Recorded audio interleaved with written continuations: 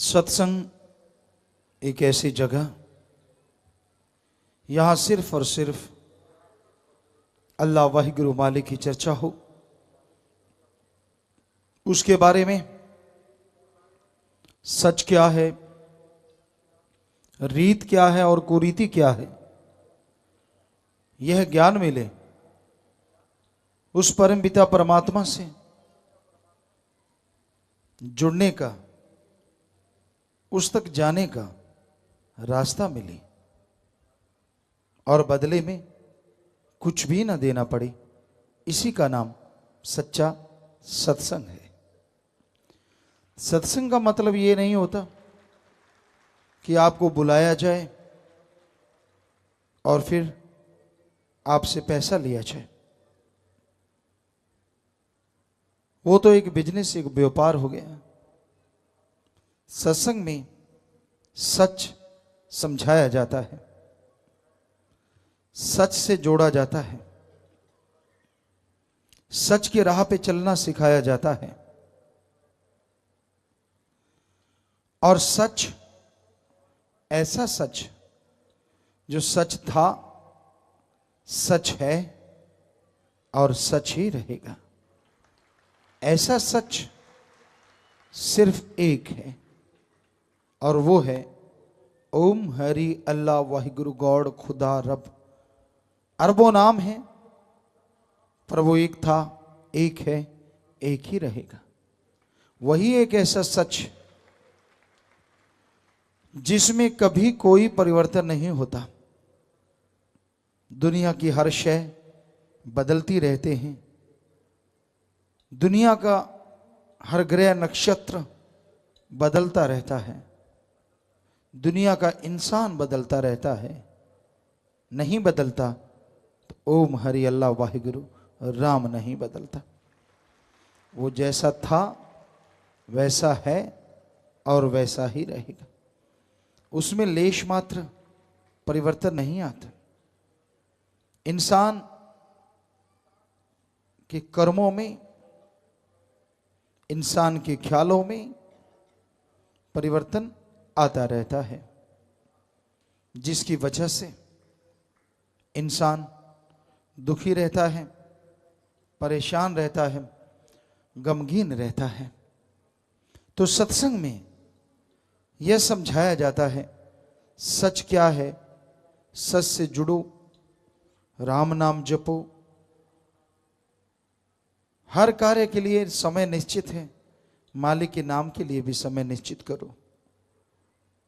सुबह शाम कम से कम आधा घंटा सुबह, आधा घंटा शाम मालिक की भक्ति करो। उस प्रभु की भक्ति करने से इंसान के अंदर ऐसा विल पावर, ऐसा आत्म बल आता है जिससे वो बड़ी से बड़ी परेशानी को खत्म कर देता है। उसके अंदर की कमियां दूर होती हैं और वो परिपूर्ण होता हुआ मालिक की कृपा दृष्टि के काबिल बनता चला जाता है।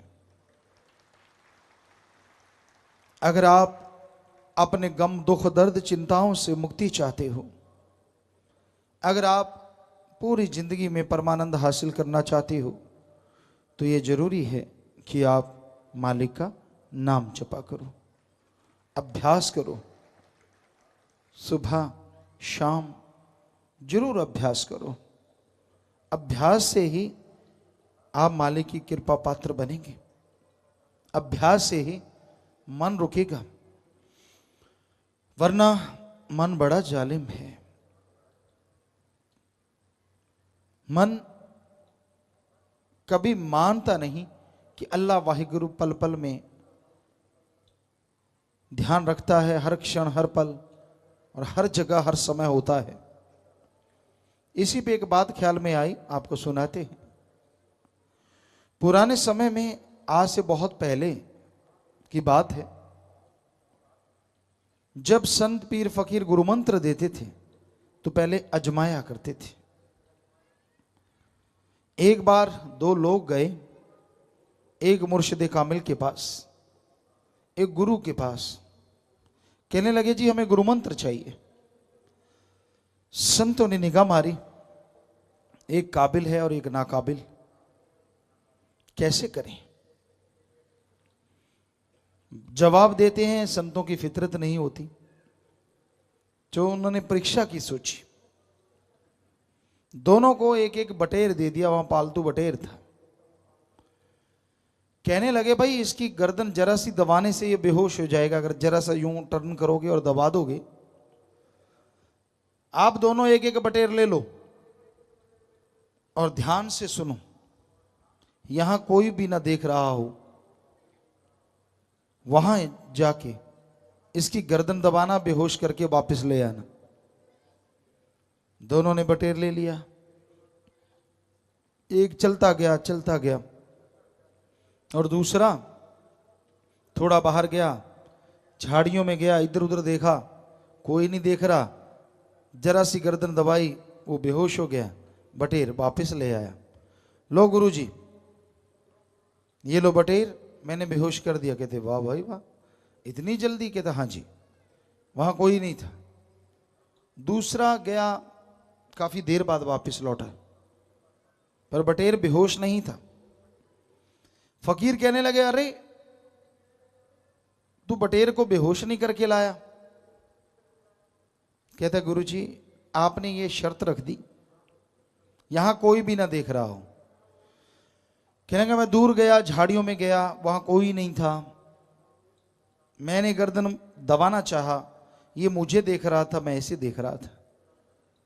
कहते मैंने इसकी गर्दन दूसरी तरफ करी, गर्दन को हाथ डाला, अभी दबाने लगा था, अचानक धर्म की बात याद आ गई। भगवान कण कण में है, गॉड इज एवरीवेयर, हर जगह है ईश्वर। तो कहने लगा इसलिए हे फकीर, हे गुरु, मुझे माफ करें, मुझे ऐसी जगह ही नहीं मिली यहां कोई भी ना देख रहा हो, क्योंकि भगवान अल्लाह वाहिगुरु तो हर जगह है। इसलिए आप अपना बटेर लीजिए, नाम दीजिए ना दीजिए वो आपकी मर्जी, लेकिन सच ये है। तो गुरु जी ने जिसने बटेर को बेहोश किया था उसे कहते जा, जिसको धर्म की पहली बात ही नहीं पता कि भगवान हर जगह है, वो नाम का सुमरण कैसे करेगा, जा चला जा। और दूसरे को नाम दिया, छाती से लगा लिया। तो भाई इस बात को अगर हमेशा याद रखा जाए, आदमी कभी कोई गुनाह ना करे, कभी कोई वचन ना तोड़े। पर दुख इस बात का है, यहां बैठे कुछ और मूर्तियां हैं और यहां से जाती मूर्तियां बदल जाती हैं, रंग बदल जाते हैं इंसान के। यहां लगता है वाह क्या भक्त जी बैठे हैं, वाह, और जब वही बात बटेर को ले जाते हैं दूर, कहते कोई है ही नहीं, कोई देख ही नहीं रहा। बस फिर जो दिल में आए वो और उनका सहयोग देने वाले सबका बेड़ा गर्क होता है। तो ऐसा घोर कलयुग आ गया है, ऐसा भयानक समय आ गया है, ये दौर चल रहा है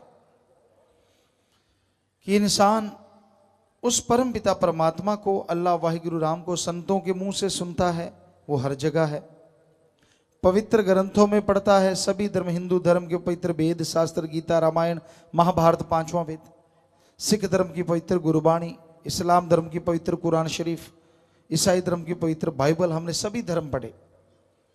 सभी में पढ़ता है कि वो तो गॉड इज एवरीवेयर, हर जगह है। लेकिन खुद जैसे यहां सत्संग में आके बैठे, मंदिर में गया, मस्जिद में गया, गुरुद्वारा में गया, हाथ धोएगा, मुंह धोएगा, पांव धोएगा, सिर पे कपड़ा लेगा, मालिक तू सब कुछ करने वाला है। बाहर निकलेगा रुमाल जेब में और यहां से जाएगा, चर्चा करेगा, और झट से भूल जाता है कि मालिक हर जगह है। कहता वो तो उस कमरे में था, इस दायरे में ही है, वो तो शेड के नीचे चर्चा चलती है, वहीं बैठा है बस, या गुरुद्वारा में, मंदिर में, मस्जिद में। उससे बाहर निकलते ही फिर से पाप गुनाह, फिर से बुराइयां शुरू। क्यों भूल जाता है? इसका मतलब ये हुआ ना कि भगवान तो एक ही जगह ही बैठा है, वो तो कमरे में बंद है, बस उसको लॉक लगा दो बाहर से, बात ही खत्म, वो तो वहीं बैठा है। जबकि धर्म कहते हैं गॉड इज एवरीवेयर, भगवान हर जगह है, हर पल, हर क्षण, हर किसी को देख रहा है। फिर दुख आते हैं, परेशानियां आती हैं, जायज मांग भी पूरी नहीं होती, न जायज तो होनी क्या है। फिर कहते हैं यार क्या फायदा भक्ति करने का, इतनी भक्ति की, कितनी की, कोई हमें कैलकुलेट करके बता दे मैंने इतनी की और बदले में कुछ नहीं मिला, हम गारंटी देते हैं वो झूठा होगा या फिर उसे मिला होगा। गारंटी दे सकते हैं, लिखित में शर्त रख सकते हैं सिर सिर की, आदमी वचनों पे पक्का रहे, सुमरन करे और कर्म जोगी बने। हो ही नहीं सकता सच्चे सौदे के मुरीद को कोई अंदर से कमी रह जाए या बाहर से कमी रह जाए। साईं मस्ताना जी महाराज के वचन, जब खुद में कमियां हैं उनको सुधारना नहीं। और सत्संग में संत बात सुनाते हैं, कई पढ़ के कड़ जाते हैं, इस पे बात याद आ जाती है। कोई आदमी वहां चला गया, यहां हमारे पवित्र धर्मों के पवित्र ग्रंथों के पाठ चल रहा था, उसने पाठ सुना, पसीना आए, कपड़े भर गए, पैजामा भर गया, कुर्ता भर गया, बुरा हाल पहुंचे। दूसरा आराम से बैठा, दोनों बाहर गए। कहता यार मैंने तो पहली बार मालिक की चर्चा सुनी है। कहता फिर? कहता यार संतों की वाणी तो भिगो भिगो के जूत मारती है, मेरे तो बहुत पड़ी यार, बेचैन हो गया मैं तो। दूसरा कहता बस थोड़ी देर में ये हो गया, हमें देख और रोज वाले हैं, रोज वाले, फर्क ही नहीं पड़ता, सुबह शाम पड़ती हैं, इतने ढीठ हैं, कोई असर होने वाला नहीं है। तो वाकई ये एक सच्ची बात है जो आपको सुनाई 100%। तो पढ़ के कढ़ना, कहते क्या है 2-4 दिन, 10 दिन, 20 दिन, क्या है, कुछ भी नहीं, सारी उम्र। संतों ने तुझे बोलना ही बोलना, उनका क्या है, छोड़ो, उनका तो काम ही है ऐसा करना, अपने वो करो जो आपा करना है। जब फिर ठोकर पड़ती है, जब फिर कर्मों की मार पड़ती है, फिर बिलबिलाता है, फिर तड़पता है, फिर रोता है, फिर आजू बीती जाते हैं हरी से कियो ना हेत, फिर पछताए होत क्या जब चिड़िया चुग गई खेत। राजस्थान में बाजरा होता था, हम जिस एरिया में रहते वहां भी वैसे भी देखा हमने, हम खुद भी कई बार रखवाली की, चिड़ियाँ उड़ाया करते, गुलेल होती या गोपिया कहते वहाँ, उससे उसमें एक बट्टा सा बांध लेते और यूं घुमा के यूं छोड़ते हैं, वो पत्थर जाता है और वो जाके टकराता पे बाजरे के पौधों से, तो खड़खड़ाहट आवाज़ आती, चिड़ियाँ उड़ जाती। तो जो किसान निगाह रखता बाजरा बचा लेता, और जो कहता कोई बात नहीं, कोई बात नहीं, अभी तो दाने कच्चे हैं, थोड़े पकेंगे फिर देखेंगे थोड़े और तब तक चिड़िया खेत खा जाती। और जब चिड़िया खेत ही खा गई फिर रखवाली करो ना करो।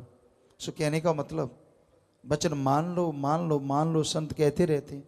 कहते ना ना पढ़ के कड़ा हूँ, कुछ भी नहीं है, ये क्या है, कुछ भी नहीं, मेरे को याद नहीं। और जब पड़ती है चोट, जब पड़ती है कर्मों की मार, फिर बिलबिलाता है, ये क्यों हुआ मेरे साथ, ऐसा कैसे, फिर पछताए होत क्या। फिर क्या पछताने का फायदा, जब पहले तो मानी नहीं। तो दुख में सुमरन सब करें, सुख में करें न कोई, और जो सुख में सुमरन करें तो दुख काहे को होए।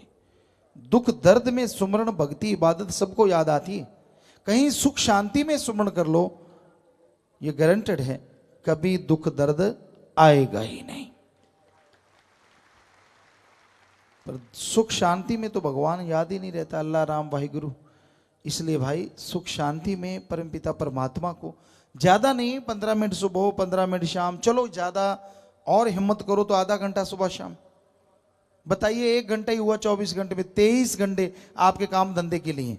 क्या आप अपने शरीर की तंदुरुस्ती के लिए, अपने बाल बच्चे कुलों के लिए घंटा सुबह शाम भक्ति नहीं कर सकते?